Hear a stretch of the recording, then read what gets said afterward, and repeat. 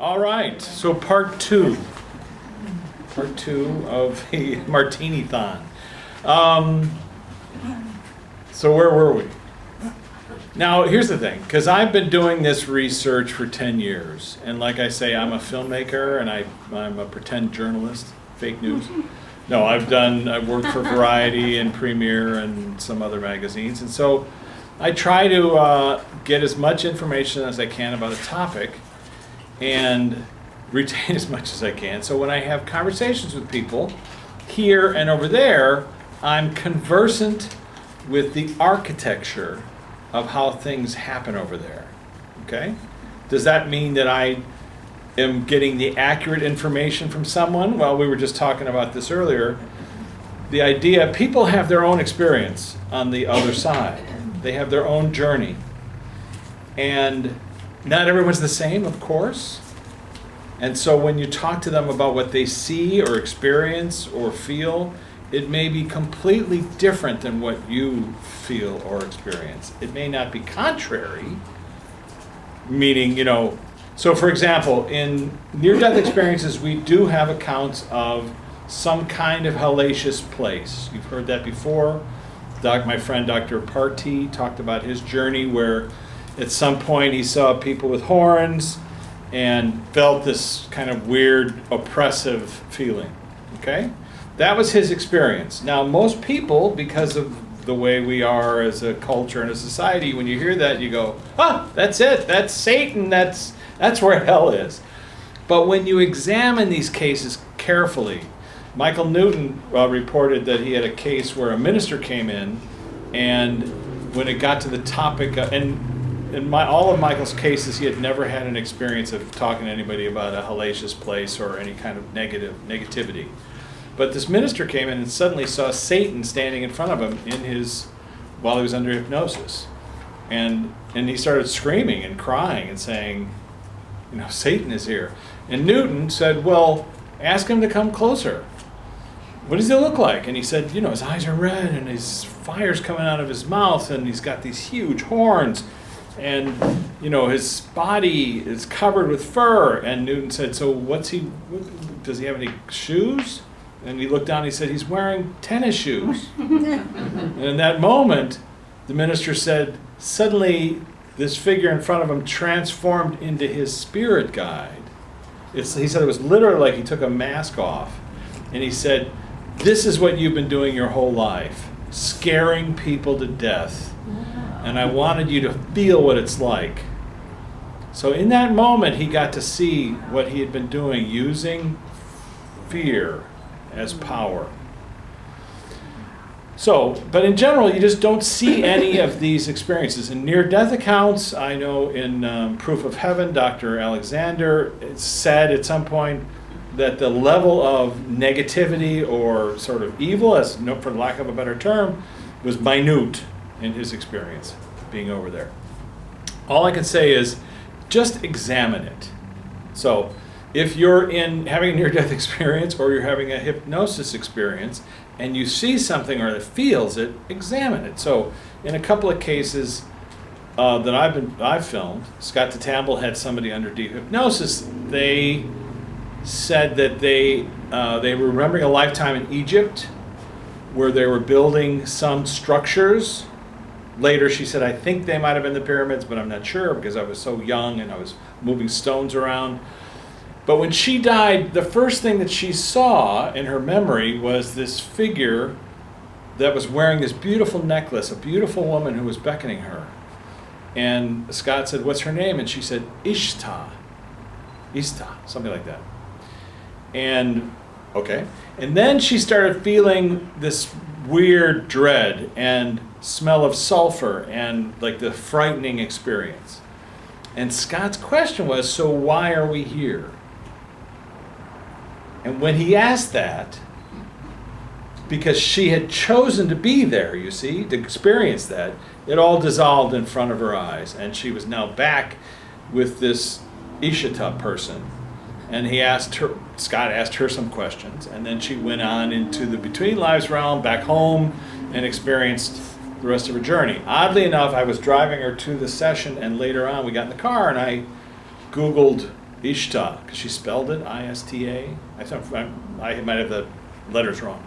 But up came Isis, the goddess, who was the person you would see during the Egyptian era.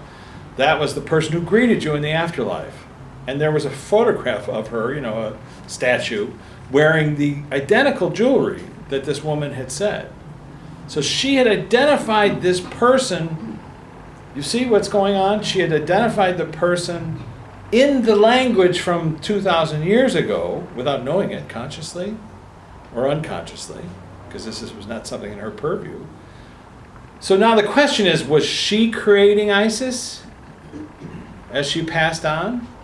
Or was there some figure there that's like a guide who just wanted her to feel comfortable and presented herself as Isis? You see?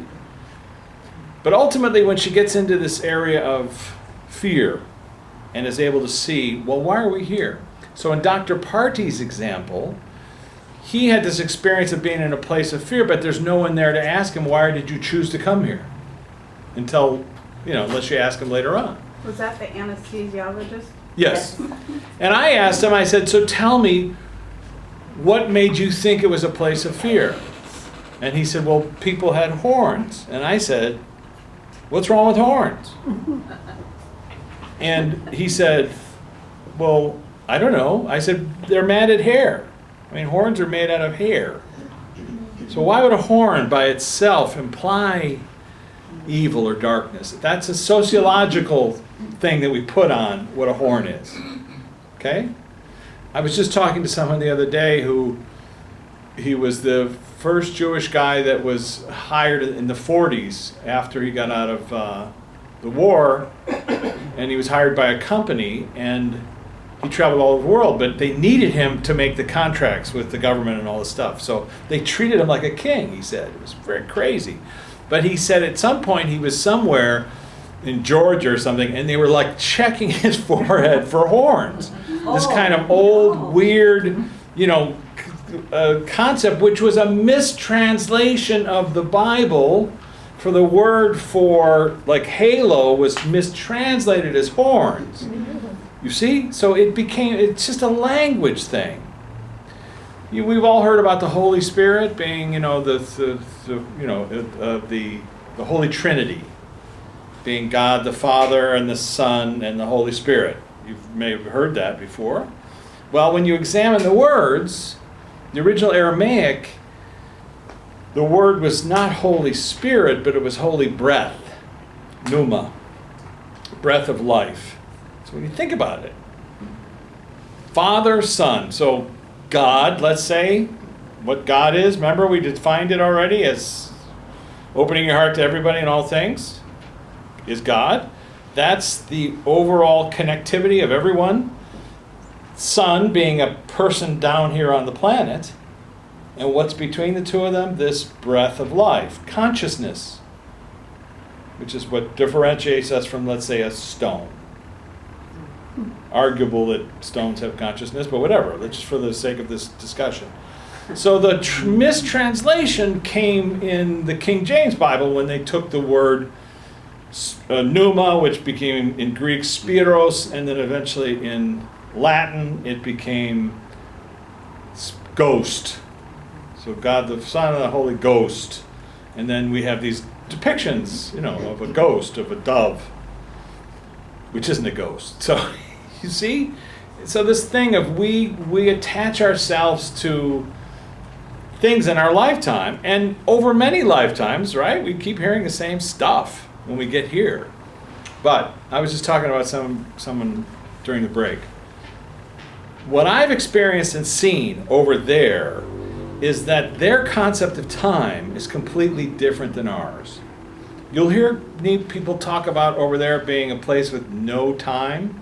You've heard that before, there is no time. There's a problem with that idea, because if we're living our lifetimes simultaneously, all the lifetimes that we can remember, then there's no room for education or learning. Right? Because if you're going to do something, anyway.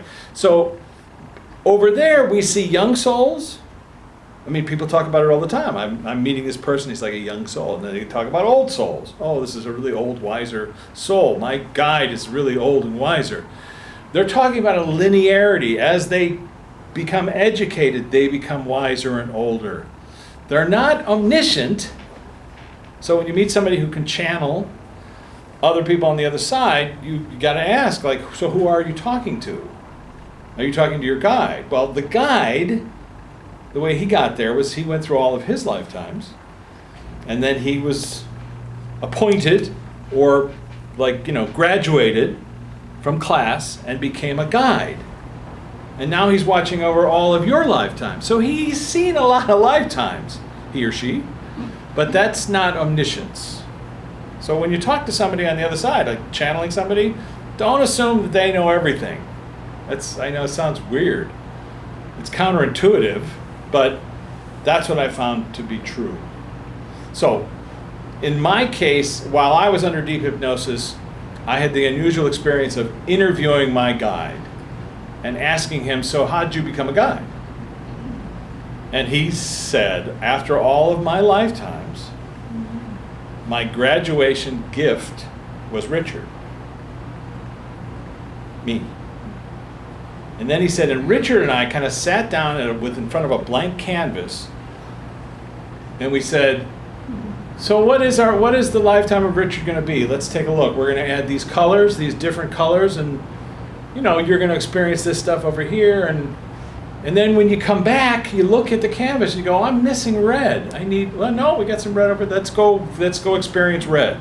Let's go experience green. Let's go experience blue. The energy of those colors as a metaphor for what we experience in life. Let's go have that grand adventure. You see? So when you talk to people about this research, ultimately, we're here on stage. I like to use stage because I come from a theater background. It's just easier for me. We have props, we have costumes, we have a role that we're going to play, that we sign up for. I can do that. We come here and we play it. Now, some of our friends on stage jump off stage in the middle of the play. They screw it up for us. They check themselves out. Now, when I go back home, I'm going to say, what were you thinking? Come on, man. We had a whole third act we were supposed to do. We adjust because we love our loved ones unconditionally. So even if they screw up in the play, once we get back home, where we're backstage, home, we can tell them, don't do that. You screwed up our journey. And they go, oh, I'm so sorry. And you hear these in the reports. People have a past life review where they experience the trauma that they caused other people by checking themselves out. They can also say, but that's what I signed up to do. It's possible. That was part of the journey. I wanted to learn about that. But I'm not doing that again. Or I've met people who have told me that they've done it many times, checked themselves out. It was like they kept signing up for lifetimes where they were like, I can overcome addiction. I can just jump in there and I can be an addict and I did it again. And they get back to the flip side and their loved ones are saying, really? Again? And they're like, oh, okay, come on, give me one more chance. So, that now takes me to your question between the break, which was about depression. When we talk about these things, I'm talking about the journey of a soul, journey of us as spiritual creatures, our learning and our giving and our sharing and our teaching with our other loved ones. But then we have these other two paradigms that are here on the planet. One is your genetics, right? And the other one is your sociological background. That is the essence of medicine and education and the prison system and everything, based on your genetics and your sociological behaviors. None of it is based on your spiritual journey. Zero. That's not a good thing, but doesn't mean the spiritual part is more important than the DNA and the sociological things, but it's equally important, like in threes. So, I'm passing this information on to you. And you're going to pass it on to other people. Maybe not today, maybe not tomorrow, maybe in your dream, maybe sometime in the future, maybe to someone you run into 6 years from now, it doesn't matter. It's not a time frame issue. The issue is we start to see the planet from this perspective, which is don't judge people on their actions alone, because you might have asked them to perform that action on your behalf so you could learn the lesson. That's a possibility. Or the person they've harmed may have already been in agreement that that's what was going to happen. Or they may have agreed to perform that action so you could punish them, so they could experience that. It takes judgment off the table entirely. So a very hard thing to do, to go through life and say, I'm not judging, this is what you're doing. But once you have that in your consciousness, it allows you to not be stressed over things. So, how to access this information on a daily basis? I attended a lecture at the University of California in LA. Richard Davidson from the University of Wisconsin talked about his monumental study, 10 years, monks with MRIs meditating.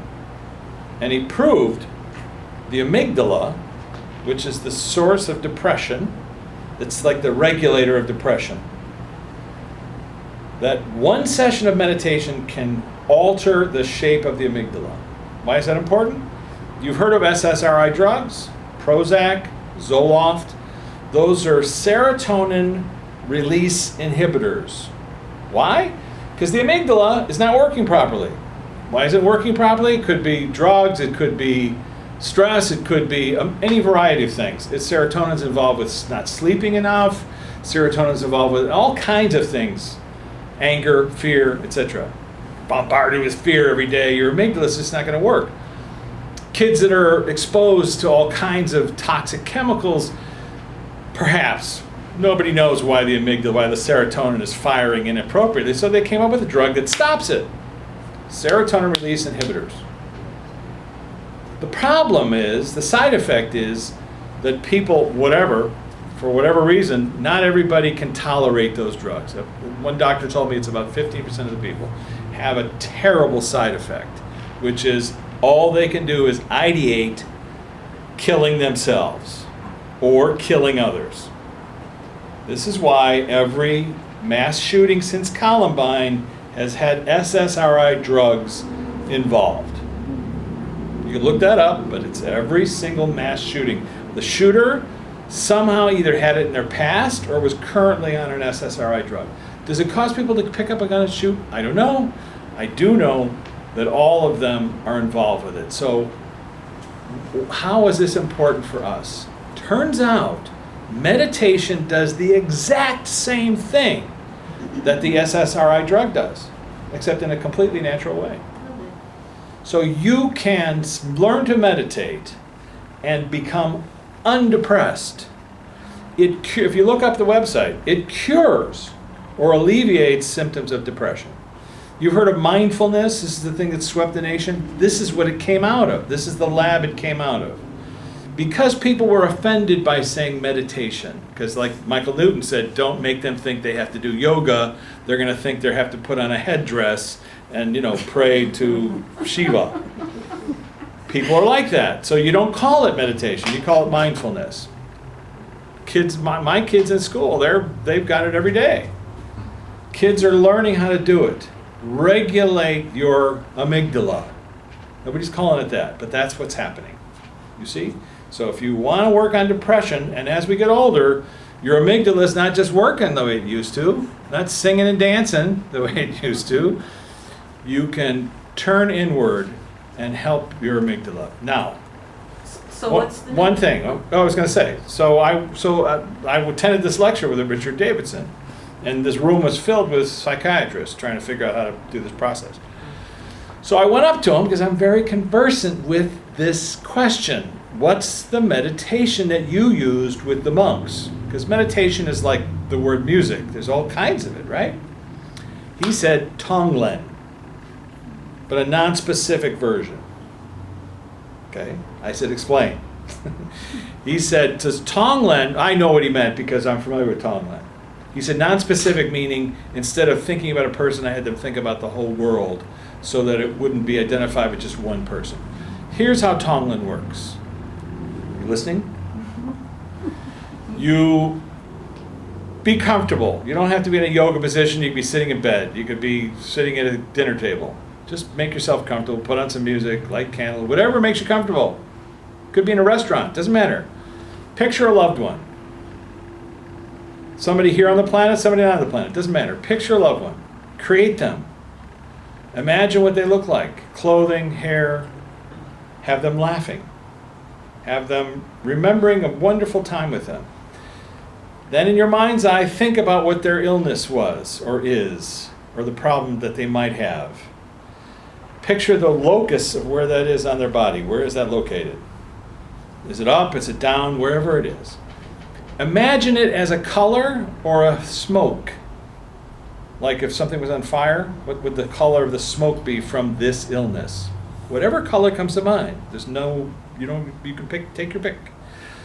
As you focus on the smoke, as you breathe in, you pull that illness and that smoke and that color into you. Out of them, into you. As it arrives in you, which is counterintuitive, but as it arrives to you, you call upon the healing light of the universe to heal that smoke, heal that energy. So, let's say it's a black smoke or something. You call upon this white light and you turn it into a golden light. You've healed it. You have healed this light. And now you breathe it back into the spot that's bothering them. And you keep doing that. That's tonglen in a nutshell. Very easy to do, isn't it? Just picturing your loved one, healing them. There's no scientific evidence that it heals anyone else. But there is scientific evidence that it heals you. That the act of meditating on healing somebody else cures your amygdala. Okay? Very profound.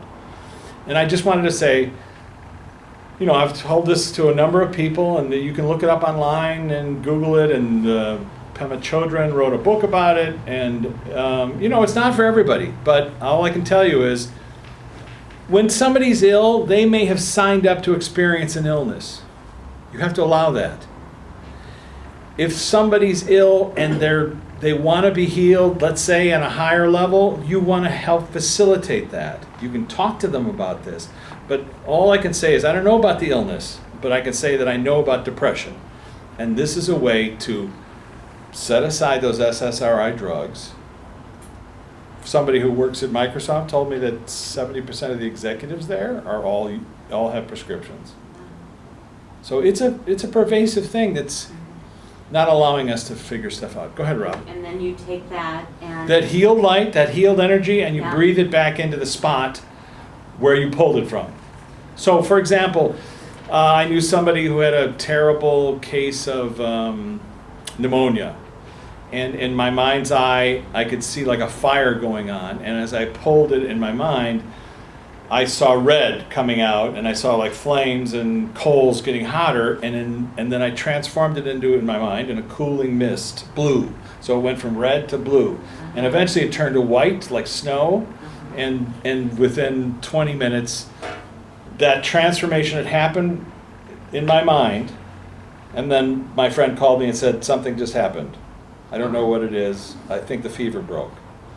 So I don't know if it works. All I can tell you is I had the experience of trying it, and without thinking about it too much, I just did it.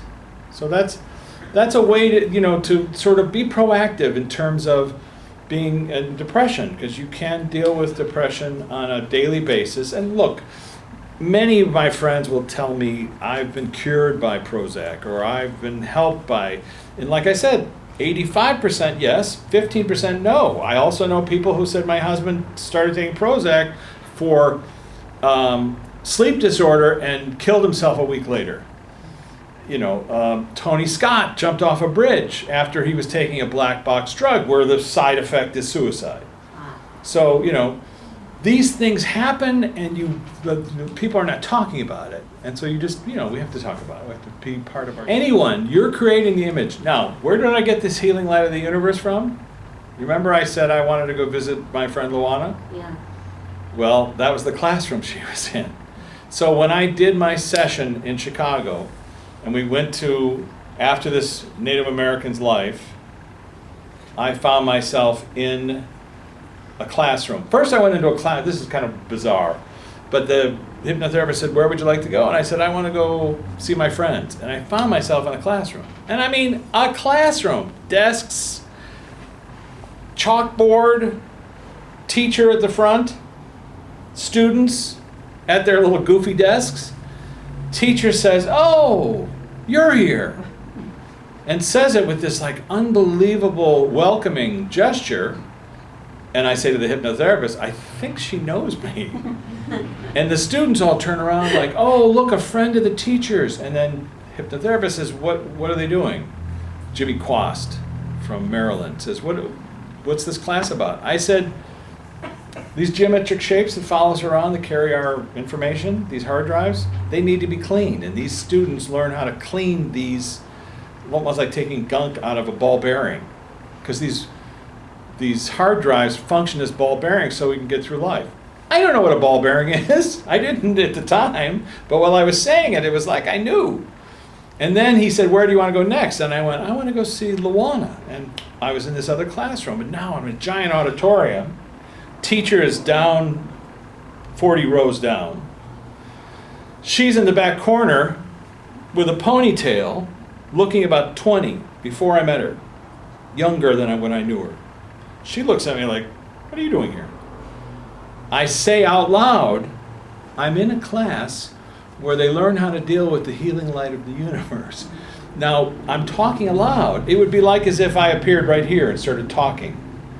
Everybody in the class turned around like, what? The teacher went, who are you? Everybody was like freaked because I was interrupting the class.